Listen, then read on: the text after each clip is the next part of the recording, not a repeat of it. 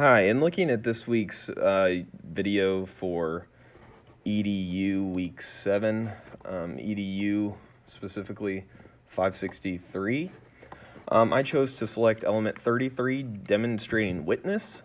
Introducing the brief summary of this.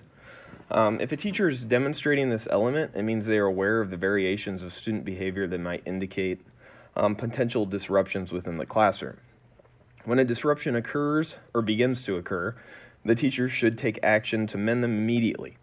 The two strategies that this chapter provides associated with this element are being proactive in noticing potential problems and essentially stopping them before they get out of hand or reach a point in which they can't be taken back. In looking at our first strategy, we have being proactive. In looking at this strategy, the best way to prevent disruptions in the class is to plan for them beforehand. With this, to prevent behavior issues, teachers can confer privately with potentially disruptive students, to put them at ease, and review classroom expectations. They can also create a contingency plans for various behavior scenarios that might be likely to arise throughout the day, sort of like scenario plan.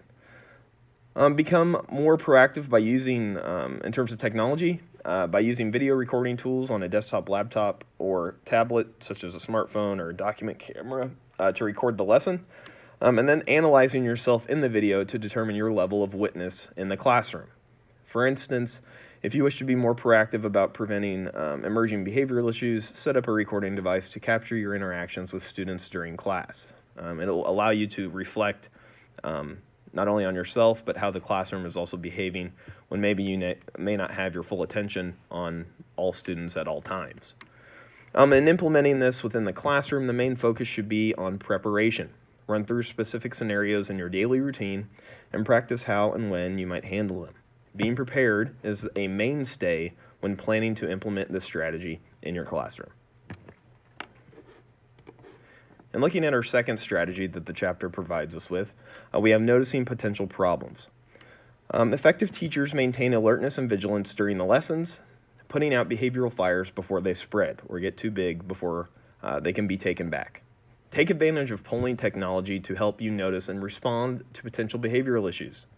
If you sense trouble brewing, diffuse the situation by asking students to rate their feelings about adhering to the classroom rules and procedures, which relates to my last element, and how you would rate your engagement level with the classroom on a 1 to 4 scale.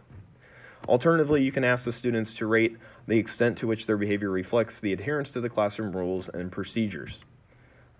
Having them rate themselves gives them a sense of reflection as well. Use the results of the student poll to encourage a class discussion on the classroom constitution. What are the rules that we typically follow on a daily basis, and how might you go about following them? Stress the importance of each student's contribution to the classroom community and why it's important that these disruptions not happen in class. Use technology tools to divert students' attention from potentially disruptive stimuli. For instance, if attention is waning, prompt students to log into their online reflective journals on Google Drive or Evernote to record their feelings and brainstorm alternatives to disruptive speech or behavior.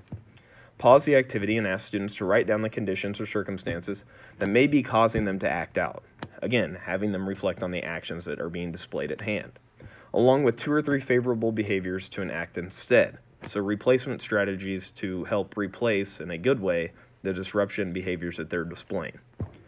When implementing this yourself in the classroom, make sure that you are being proactive. If you see a potential problem starting to arise, then you should be taking care of that problem almost immediately, putting out the fire at hand, whether using one of the strategies that I just listed off.